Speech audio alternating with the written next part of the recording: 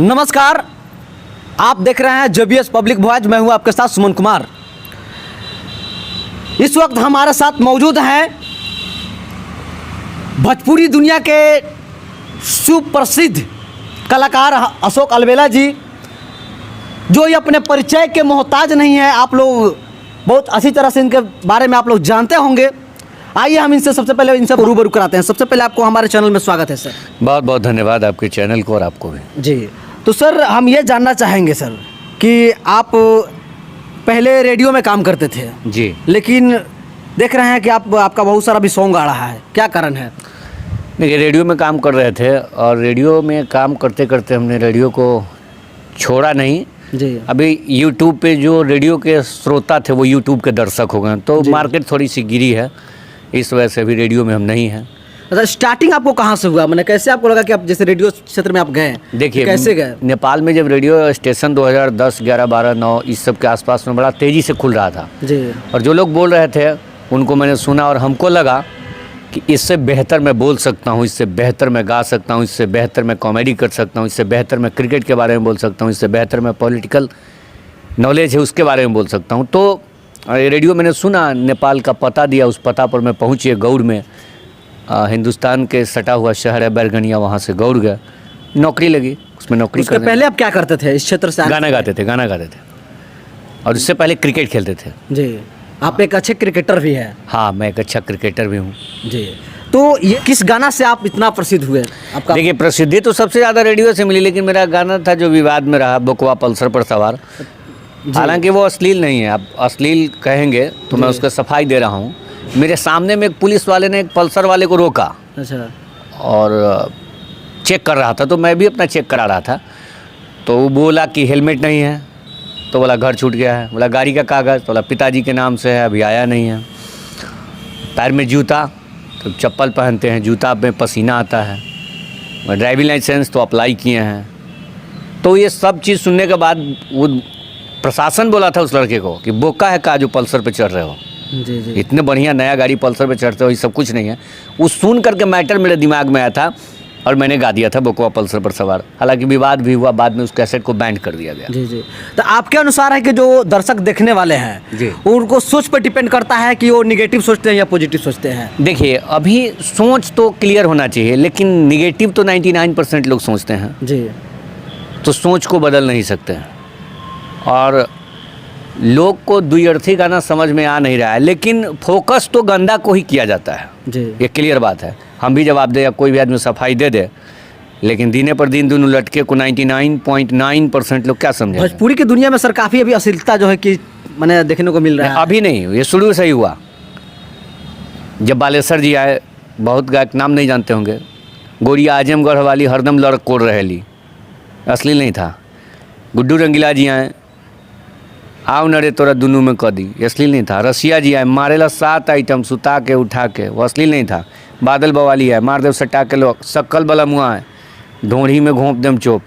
तो लाइन से है सब लोगों का। इसमें ये जो अगर बहुत बड़ा विशाल का भवन बना है अश्लीलता का, सब लोगों ने कोई पेंट किया है, कोई नेव डाला है। तो आप क्या चाहते हैं कि इसको और बढ़ाया जाए कि इसको मैंने ख़त्म करना चाहिए? ये ख़त्म होना चाहिए, लेकिन होगा नहीं, किसी कीमत पर नहीं होगा। क्यों नहीं होगा?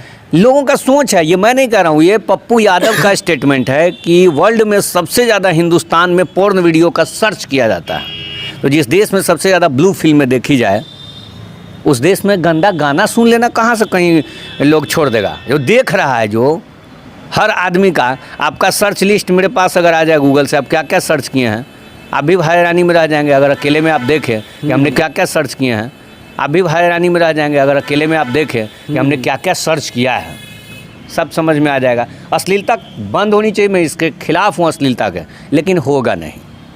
ये क्लियर। अच्छा, एक चीज़ बताइए सर कि अभी ये देखने को मिल रहा है कि सोशल मीडिया पर बिछाए हुए है, अभी कॉन्टेक्ट चल रहा है खेसारी लाल और पवन सिंह का जो मैटर चल रहा है, आपसी विवाद, इस पर आप क्या कहना चाहेंगे? ये कोई विवाद नहीं है। एक भाई साहब का गाना जब 2-3 महीना नहीं बजता है ना, तो दूसरे भाई साहब को फ़ोन करते हैं, क्या करें? तो वो बोलता है ऐसा करी ना रहुआ, हमारा गरिया नहीं। तो वो गरिया देते हैं, यूट्यूब पे सर्च लिस्ट में आ जाता है। मान लीजिए पवन सिंह जी हैं, उनके फैंस फॉलोअर हैं, वो सवर्ण जाति से आते हैं, तो उनके वाले आदमी लोग खूब सर्च करने लगते हैं, पवन भैया ने खेसारी भैया को गाली दिया, ठीक है।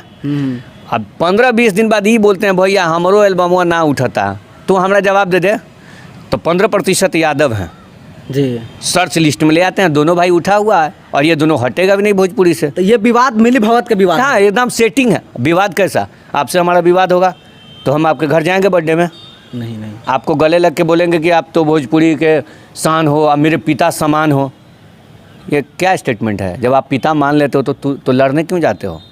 अच्छा, एक नेपाल की अभी नई एक हीरोइन आई है, उसके बारे में, खेसारी लाल के बारे में जो है कि दोनों के संबंध, गलत संबंध के बारे में बताया जा रहा है। देखिए, इंडस्ट्री में लड़कियां आएंगी तो उस पर सवाल उठेगा, और वो नेपाल से आई है। जी। खेसारी लाल भी तो आज सौम्या पोखरेल के वजह से सर्च लिस्ट में चल रहा है ना 2-3 महीना से। जी। तो वो बीच बीच में ऐसा कुछ षड्यंत्र करते रहते हैं, चाहे पवन सिंह जी हों, चाहे वो हों, चाहे कुछ भी हो, वह बेतुका स्टेटमेंट दे देना ताकि मीडिया वालों को सवाल मिल जाए। और मीडिया वाला कोई पूछता थोड़े है। मीडिया का क्या मतलब हुआ? आज तक, एबीपी न्यूज़, इंडिया टीवी, जी न्यूज़, गांव घर का जो लड़का सब है ना, वो दौड़ दौड़ के मीडिया फेस करने का है।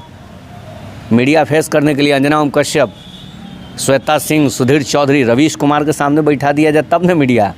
तो ये लोग थोड़े पूछता है। छोटा छोटा जो लोग चैनल चलाया वो लोग मीडिया पीछे पड़ा हुआ, कोई पीछे नहीं पड़ा हुआ है। आपके कहने का मतलब है कि ये लोग जो दर्शक इनके हैं, हाँ, उनको ये लोग मूर्ख बना रहे हैं। मूर्ख बना रहे हैं। दोनों भाई राज कर रहे हैं, तीसरा को उठने नहीं दे रहे हैं, उठने देंगे भी नहीं।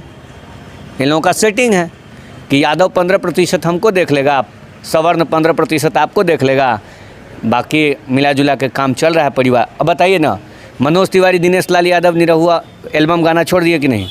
छोड़ दिए। इन दोनों आदमी को छोड़ना चाहिए कि नहीं? जो भी दर्शक देख रहे हैं, मैं उनसे निवेदन करूंगा कि इन लोगों को छोड़ना चाहिए कि नहीं। ये लोग अगर नहीं छोड़ेंगे तो नया लड़का कैसे आएगा? बिल्कुल बिल्कुल, ये दूसरे को भी मौका देना चाहिए। हाँ, ये सब सेटिंग है। अच्छा बताइए, आपकी अगली रणनीति क्या है? मैंने फ्यूचर में क्या करना है आपको? अभी देख रहे हैं काफ़ी ट्रेंड कर रहे हैं, अभी सुनने को मिला है कि आप पिक्चर बनाने वाले भी हैं। देखिए, पिक्चर तो नहीं बनाएंगे। अब पिक्चर का कहानी ख़त्म हो गया है। हॉल जो था वो मॉल में बदल गया जी। सब यूट्यूब का खेला हो गया। अब यहाँ से गाड़ी मेरी पॉलिटिक्स में जाएगी, राजनीति में जाऊँगा। अच्छा। क्योंकि इतिहास से MA पास किया हूँ, तो शायद ये मेरे लिए जगह था ही नहीं।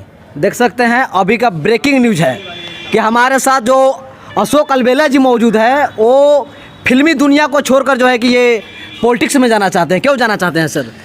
क्या लगा आपको पॉलिटिक्स? देखिए, एक तो मेरा ऑनर्स में सब्सिडरी पेपर है पॉलिटिक्स, जी, पॉलिटिकल साइंस, और पॉलिटिक्स में इंटरेस्ट भी रहा है बचपन से। और सच आपको दिल की बात बताऊं तो बाईकास्ट यादव होने के नाते आप देखते ही होंगे अभी 65 विधायक हैं, तो उनकी संख्या है, तो उस लिहाज से भी बाईकास्ट यादव होने और MA पास किया हूँ इतिहास से जी। तो मैं जिस चीज़ के लिए स्ट्रगल कर रहा था, शायद मैं इस चीज़ के लिए नहीं बना हूँ भोजपुरी के लिए। हमें राजनीति में ही जाना पड़ेगा और मैं वहाँ फिट बैठूँगा। राजनीति में आपको मैंने ऐसा क्या लगा कि आप उस क्षेत्र में जाना चाहते हैं? मेरे दिल में कुछ तमन्ना है, लोगों के लिए सेवा भाव है।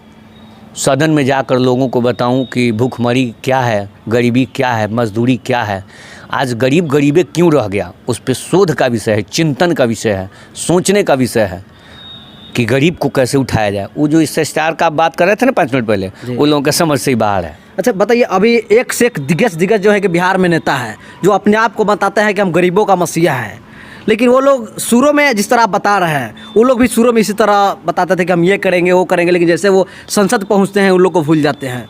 मैं लिख के दूंगा कि मेरे पास इतना संपत्ति है, ठीक है जी, सार्वजनिक करूंगा, गूगल पे डालूंगा और शपथ लूंगा तो संविधान पर भी हाथ रहेगा और बेटा के माथा पर भी रहेगा कि मैं 1 रुपया घूस ताउम्र नहीं लूँगा। ऐसा कोई है पॉलिटिकल या पॉलिटिशियन तो लाइए सामने, कहिए कि संविधान पर भी एक हाथ रहेगा और एगो आपके बेटा के माथा पर भी हाथ रहेगा कि आप गलत नहीं कीजिएगा। एक पॉलिटिशियन नहीं आएगा। अशोक अलबेला जिस दिन लेगा उस दिन ये दोनों काम करके दिखाएगा। और इतना ही नहीं, लोग कहा तो मैं गंगा में खड़ा होकर शपथ लूँगा कि 1 रुपया घूस नहीं, और गरीबी पर सर्च करूँगा कि क्यों गरीब रह गया। इसी देश में किसी के पास पैसा फेंका हुआ है जी, और किसी को दाने के मोहताज है, इस पर विचार करूंगा, लोगों को बताऊंगा, समाज के लोगों को जागरूक करूंगा कि आप ऐसे आइए, जहाँ जहाँ पैसा कहाँ रखा हुआ है, कितना सैकड़ों एकड़ भूमि, लाखों एकड़ भूमि पड़ा हुआ है और गरीब को जोतने के लिए नहीं है। तो विषय उस पर जांच होगा। और अभी जो राजनेता है उनका समय जाएगा। चलिए, आपके ऐसे सोच के लिए मैं आपको सैल्यूट करता हूँ धन्यवाद आपके टीम को भी जो आपने समय निकाल कर मुझसे इंटरव्यू लिया। चलिए बहुत बहुत धन्यवाद सर। थैंक